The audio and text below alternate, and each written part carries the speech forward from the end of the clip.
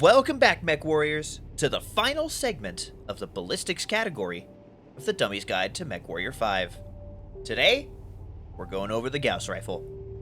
Now, I know what you might be thinking before we get started. There are other weapons that I have not gone over in both this ballistic weapons and energy weapons list. You are correct. There are other different weapons. There's pulse lasers, there's LBX autocannons, there's the heavy rifles, and there's also a whole list of clan weaponry that I haven't gone over yet, and that is by design and intention. Hopefully, after DLC 8 comes out in about a month, we can start going over the weapons in each DLC if that works the way that I think it will. Seeing as the Call to Arms DLC being a more melee-focused DLC where we start seeing more of the melee variants of the battle mechs starting to come out. So I think that would be a pretty fun thing to go over if I could build this list correctly. I'm not too sure. But if you want to see more of that, just let me know. But for now, we're back to the task at hand. Starting with the absolute heft of this beast. The Gauss rifle weighs 15 tons, making it the heaviest weapon in the game, which means this is only able to be mounted on mainly larger chassis, like heavies and above, and that's just because of its size. It's a large weapon platform. You can fit it on a hunchback if it's the right variant, but I wouldn't recommend because the hunchback is more of a brawler. However, an experienced pilot can make good use of this weapon on nearly any platform. Up next, we have the damage output. The Gauss rifle hits with 15 points of damage when compared to a similar sized weapon, we'll say the autocannon 20, which puts out 20 damage per shot. And that brings up a bit of a question. Why is the Gauss rifle damage lower than the autocannon 20? The answer? The Gauss rifle can put that 15 damage on target much more accurately and much farther away. Because it is a ballistic weapon, like I mentioned in the other ballistic weapon videos, that projectile is calculated in the game as a physical object. So, with a quote-unquote effective range of 660 meters, if you can see it, you can put that round on target.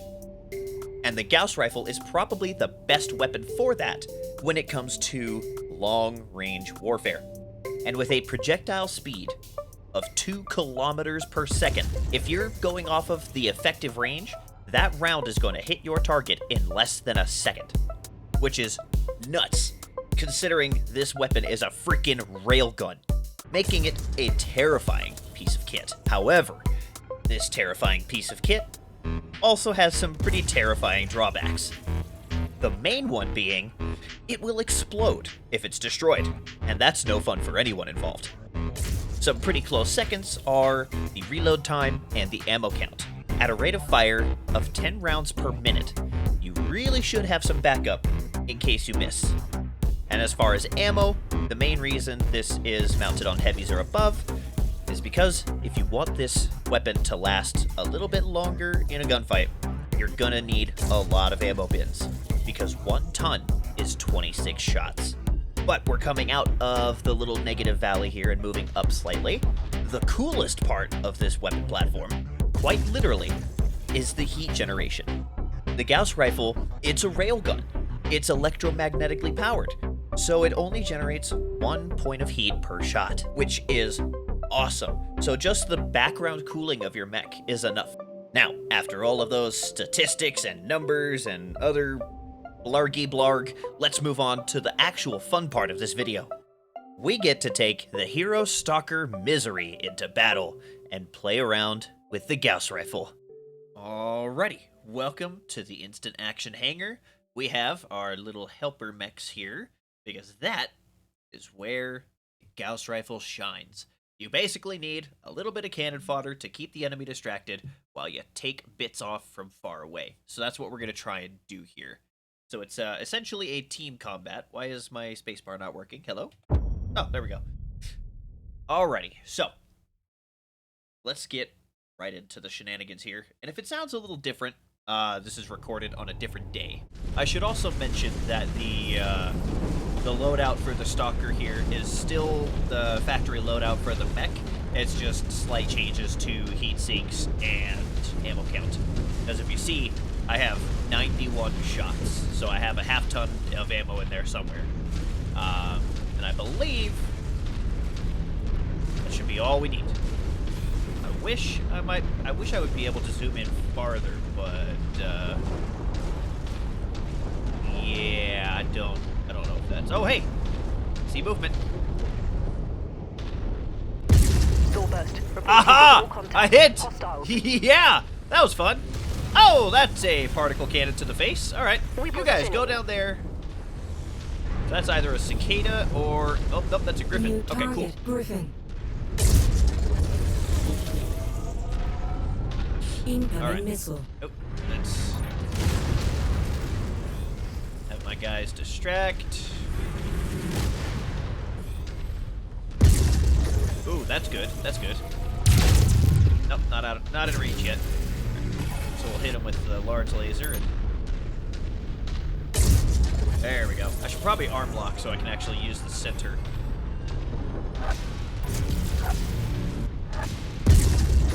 Ooh, there we go. That right there is where the stalker shines. Because now my guys are moving to your 6, Commander. Not doing well.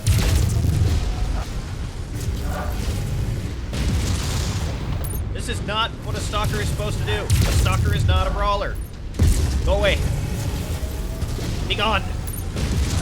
Tango down.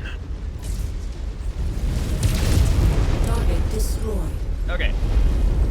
I feel like we need another demo, and we're actually gonna...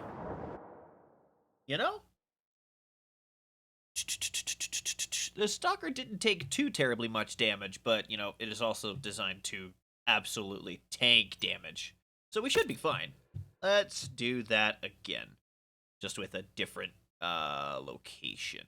We should be able to just walk right out up to this hill and see our guys. So, I'm going to... Yep. We're on the move.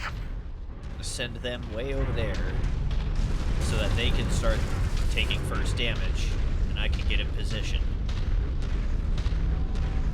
Because this is what the stalker was meant to do. Now I know the stalker was kind of meant for long-range missile support. Battle mech. But New target. Sector unit closing in on enemy position. oh, here we go. Just like that.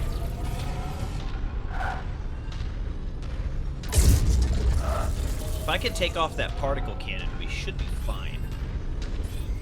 Get out of the way, tree. Nope, that was a leg shot. Alright. Hey! No. On our way. Well, they're onto me, so now I have to relocate and have the other guys relocate. Oh. Incoming missile. Hostile mech down. You stole my kill. But that's fine. As long as the stalker isn't taking too much damage, that's what we're supposed to do. I missed again. Come on. Really? Oh, that's right. He has extended range stuff. Let's just take off that, there we go. Nice. Close in a little bit. Deal some damage. Damage. Incoming missile. I wonder, can I hit him with my short pulses? No. Ooh! Almost headshotted him. Let's see if we can do that. Incoming missile. Oh. Come on. Oh, come on. Hit him right in the face. Come on. Weapon systems are down. Ah, dang it. There we go. I hit him at the center, but...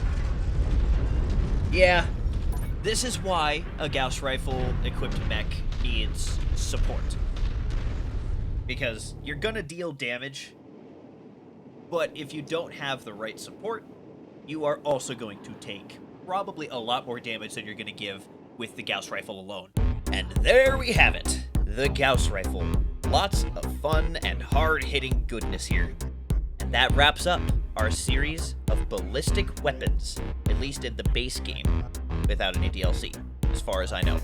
I could be doing something wrong, but if I am, I'm going to be doing some double checking and actually looking at what is included in each DLC, because I really think the DLC weapon lists is going to be pretty fun.